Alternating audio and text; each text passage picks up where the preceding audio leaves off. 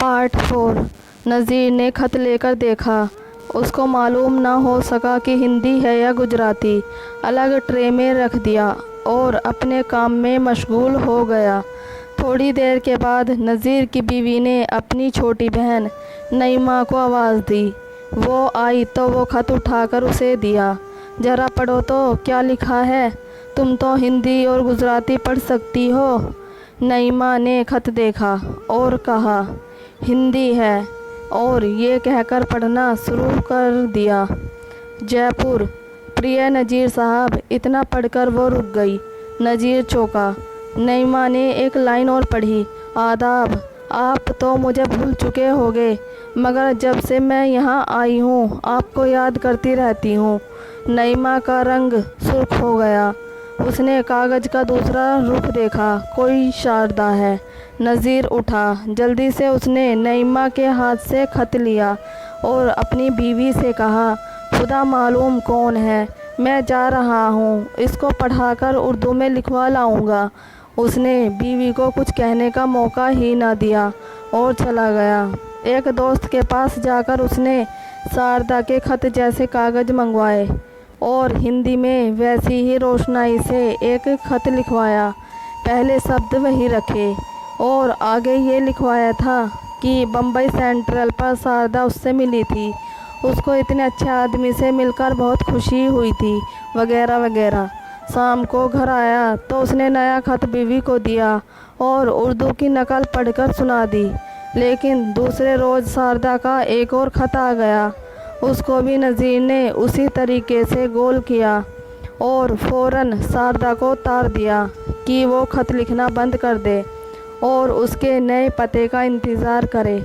डाक खाने जाकर उसने पोस्टमैन को कह दिया कि जयपुर का खत वो अपने पास रखे, सुबह आकर वो उससे पूछ लिया करेगा। 3 खत उसने इस तरह वसूल किए। इसके बाद शारदा उसको उसके दोस्त के पते से खत भेजने लगी। शारदा बहुत कम बोलती थी, लेकिन खत बहुत लंबे लिखती थी। उसने नज़ीर के सामने कभी अपनी मोहब्बत का इजहार नहीं किया था, लेकिन उसके खत इजहार से भरे होते थे। गिले शिकवे, प्यार, मोहब्बत, इस किस्म की आम बातें जो इसके खतों में होती हैं। नज़ीर को शारदा से वो मोहब्बत नहीं थी जिसका जिक्र अफसानों और नॉवेलों में होता है, इसलिए उसकी समझ में नहीं आता था कि वो जवाब में क्या लिखे। इसलिए ये काम उसका दोस्त ही करता था। हिंदी में जवाब लिखकर वो नज़ीर को सुना देता था और नज़ीर कह देता था, ठीक है। शारदा बम्बई आने के लिए बेकरार थी, लेकिन वो करीम के पास नहीं ठहरना चाहती थी। नज़ीर उसके रहने का और कहीं बंदोबस्त नहीं कर सकता था, क्योंकि मकान उन दिनों मिलते ही नहीं थे। उसने होटल का सोचा, मगर ख्याल आया ऐसा ना हो कि राजफाश हो जाए। उसने शारदा को लिखवा दिया कि वो अभी कुछ देर इंतज़ार करे। इतने में फसाद शुरू हो गए। बंटवारे से पहले अजीब अफरा तफरी मची थी। उसकी बीवी ने कहा कि वो लाहौर जाना चाहती है। मैं कुछ देर वहाँ रहूँगी, अगर हालात ठीक हो गए तो वापस आ जाऊँगी, वरना आप भी वहीं चले आइएगा। नज़ीर ने कुछ देर उसे रोका, मगर जब उसका भाई लाहौर जाने के लिए तैयार हुआ तो वो और उसकी बहन उसके साथ चली गई और वो अकेला रह गया। उसने शारदा को साफ तौर पर लिखा कि वो अब अकेला है। जवाब में उसका तार आया कि वो आ रही है। इस तार के मुताबिक वो जयपुर से चल पड़ी थी। नज़ीर को बहुत डर था, मगर उसका जिस्म बहुत खुश था। वो शारदा के जिस्म का खुलूस चाहता था। वो वही दिन फिर से मांगता था जब वो शारदा के साथ चिपका होता था। सुबह 11 बजे से लेकर शाम के 7 बजे तक अब रुपए के खर्च का सवाल ही नहीं था। करीम भी नहीं था, होटल भी नहीं था।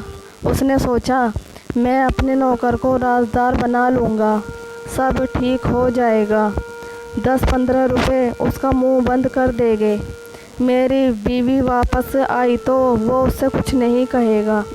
دوسرے روز وہ اسٹیشن پہنچا پر وہ نہیں آئی اور تلاش کے باوجود اسے نہ ملی۔ اس نے سوچا شاید کسی وجہ سے رک گئی ہے، دوسرا تار بھیجے گی۔ اس سے اگلے دن وہ صبح کی ٹرین سے اپنے دفتر روانہ ہوا۔ وہ مہا لکشمی اترتا تھا۔ گاڑی وہاں رکی تو اس نے دیکھا کہ پلیٹ فارم پر شاردا کھڑی ہے۔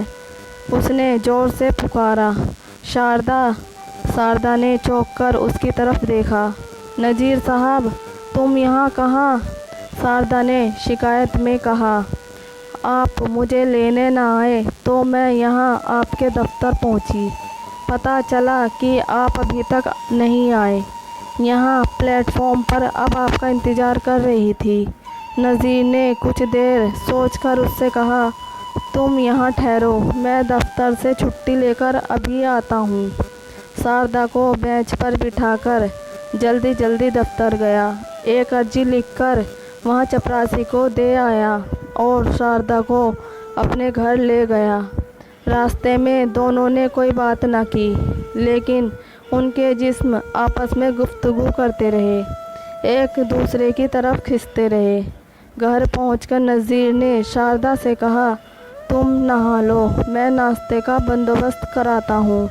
شاردا نہانے لگی۔ نذیر نے نوکر سے کہا کہ اس کے ایک دوست کی بیوی آئی ہے، جلدی ناشتہ تیار کر دے۔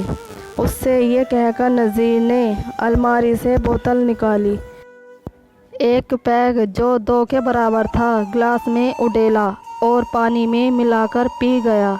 وہ اسی ہوٹل والے ڈھنگ سے شاردا سے بات کرنا چاہتا تھا۔ شاردا نہا دھو کر باہر نکلی اور ناشتہ کرنے لگی۔ اس نے ادھر ادھر کی بے شمار باتیں کی۔ نذیر نے محسوس کیا جیسے وہ بدل گئی ہے۔ وہ پہلے بہت کم بولتی تھی، اکثر خاموش رہتی تھی، مگر اب وہ بات بات پر اپنی محبت کا اظہار کرتی تھی۔ نذیر نے سوچا، یہ محبت کیا ہے؟ اگر یہ اس کا اظہار نہ کرے تو کتنا اچھا ہے۔ مجھے اس کی خاموشی زیادہ پسند تھی۔ اس کے ذریعے سے مجھ تک بہت سی باتیں پہنچ جاتی تھی، مگر اب اس کو نہ جانے کیا ہو گیا ہے۔ باتیں کرتی ہے تو ایسے معلوم ہوتا ہے اپنے عشقیہ خط پڑھ کر سنا رہی ہے۔ ناشتہ ختم ہوا تو نذیر نے ایک پیگ تیار کیا اور شاردا کو پیش کیا، لیکن اس نے انکار کر دیا۔ نذیر نے فورس کیا تو شاردا نے اس کو خوش کرنے کی خاطر ناک بند کر کے وہ پیگ پی لیا، برا سا منہ بنایا اور پانی لے کر کلی کی۔ نذیر کو افسوس سا ہوا کہ شاردا نے کیوں پی۔ اس کے منانے پر بھی انکار کیا ہوتا تو زیادہ اچھا تھا، مگر اس نے اس کے بارے میں زیادہ غور نہ کیا۔ نوکر کو بہت دور ایک کام پر بھیجا، دروازہ بند کیا اور شاردا کے ساتھ بستر پر لیٹ گیا۔ تم نے لکھا تھا کہ وہ دن پھر کب آئیں گے؟ لو آ گئے ہیں، پھر وہی دن، بلکہ راتیں بھی۔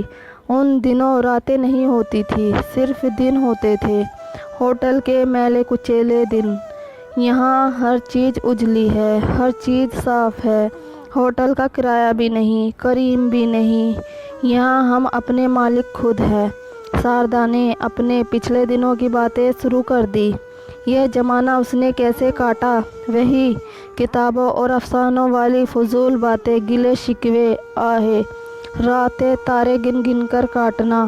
نذیر نے ایک اور پیگ پیا اور سوچا، کون تارے گنتا ہے، گن کیسے سکتا ہے اتنے سارے تاروں کو؟ بالکل فضول ہے، بےہودہ بکواس ہے۔ یہ سوچتے ہوئے اس نے شاردا کو اپنے گلے لگا لیا۔ بستر صاف تھا، شاردا صاف تھی، وہ خود صاف تھا، کمرے کی ہوا بھی صاف تھی، لیکن کیا وجہ تھی نذیر کے دل و دماغ پر وہ کیفیت حاوی نہیں ہوتی تھی جو اس غلیظ ہوٹل میں لوہے کی چارپائی پر شاردا کے ساتھ ہوتی تھی۔